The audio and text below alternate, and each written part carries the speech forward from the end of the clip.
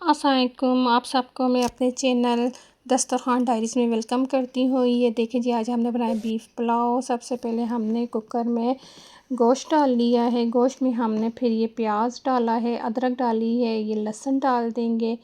लहसुन के बाद हम इसमें तमाम मसाले डाल देंगे, जिसमें है गरम मसाला, मोटी लाल मिर्च, नमक, साबुत धनिया, साबुत ज़ीरा।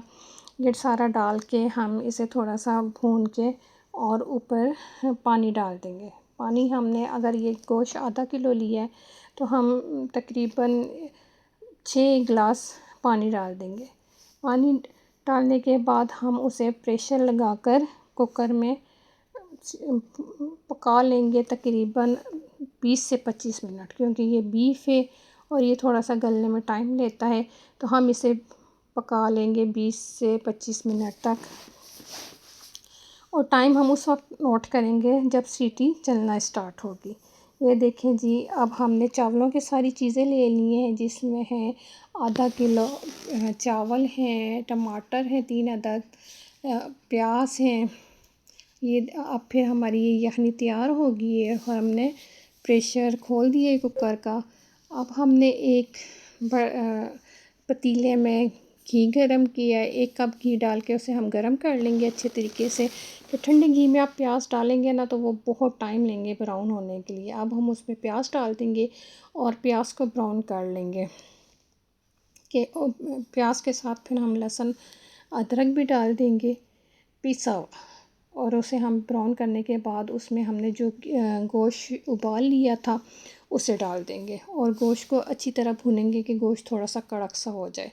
और अमूमन लोग जैसे यखनी पुलाव में आलू नहीं भी डालते, लेकिन हमें आलू अच्छे लगते हैं तो मैंने फिर आलू डाल दिए। वो आप पे डिपेंड करता है कि आप जितना डालते चाहें आलू आप डाल लें। आलू डाल के हम गोश्त के साथ थोड़ा आलूओं को भून लेंगे कि आलूओं का थोड़ा सा कलर चेंज हो जाए। इस तरह भूनने के बाद हम उन्हें आलूओं में फिर हम डाल देंगे टमाटर। टमाटर डालने के बाद हम फिर थोड़ा सा टमाटरों को भूनेंगे, ये टमाटर थोड़े से नरम पड़ जाए।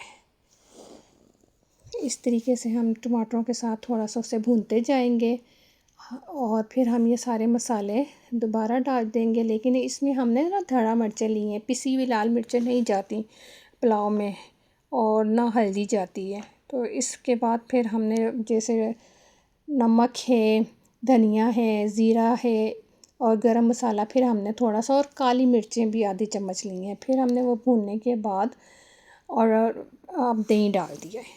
अब दही के साथ भूनेंगे। दही के साथ ये है कि एक पुलाव का अच्छा सा जायका आ जाता है। अब हम पुलाव को अच्छी तरीके से दही टमाटर इनके साथ भूनेंगे कि मसाला हमारा बन जाए। अब इसमें हमने जो यखनी निकाली थी प्याज गोश्त की, वो डाल देंगे। यखनी डालने के बाद हम उसे उबाल आने तक इसे ढक के रख देंगे कि थोड़ा सा उबाल आ जाए। फिर हम इसमें डाल देंगे चावल। चावल डालने के बाद हम इस तरीके से जब यखनी पक जाएगी और उसमें उबाल आ जाएगा तो हम चावल डाल देंगे। इस तरह चावलों को मसाले के साथ मिक्स कर लेंगे अच्छे तरीके से।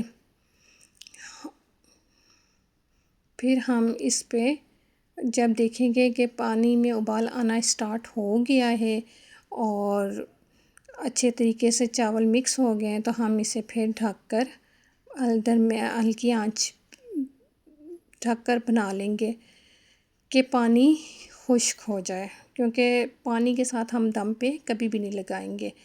अब इस तरह ये पानी खुश्क हो गया चावलों का। अब हम इसे दम दे देंगे तकरीबन 10 से 15 मिनट हम हल्की आंच पे दम दे देंगे। ये देखें जी, हमारे चावल रेडी हैं। अब हम इन्हें डिश आउट कर लेंगे। आपको मेरा चैनल कैसा लग रहा है? मेरे चैनल को सब्सक्राइब कीजिए, लाइक कीजिए और मुझे कमेंट्स करके बताइए कि आपको ये रेसिपीज़ कैसी लग रही हैं। रेसिपीज़ को ट्राई कीजिए। ओके जी, अल्लाह हाफिज़।